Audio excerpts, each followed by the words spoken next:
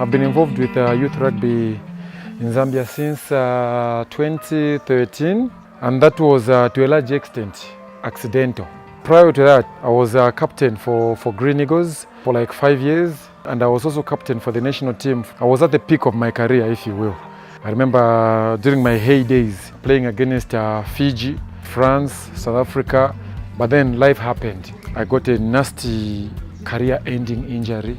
Eventually, when I accepted my fate, I volunteered at Sebo's Orphanage Center as a physical trainer, specialized obviously in rugby.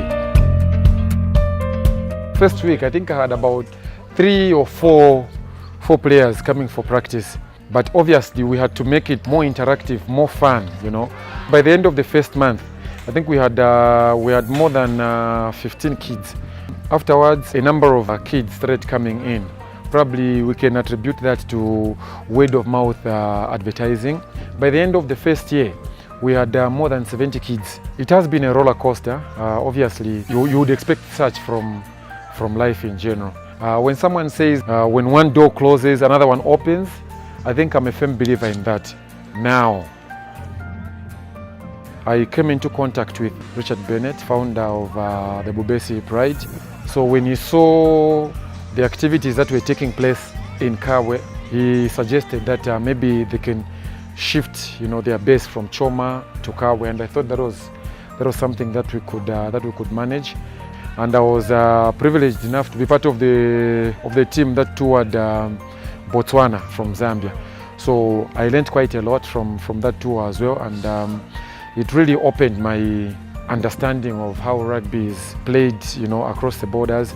And I also learned quite a lot, mingling with various volunteers from across the world.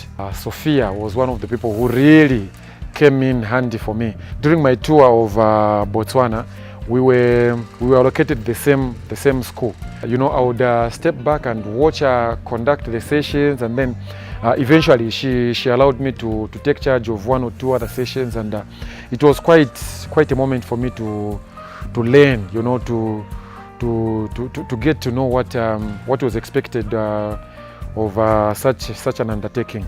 Because I'm using my experience from the pitch to try and reform and transform the lives of the kids that I'm trying to mentor.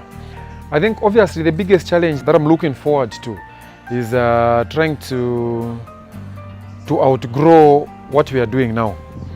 If you asked me like 3 years ago, I would say I needed this type of platform.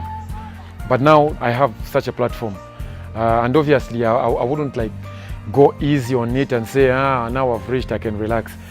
So currently, I have about 6 other volunteers that have been mentoring to try and expand the Hard Rugby brand, if you will.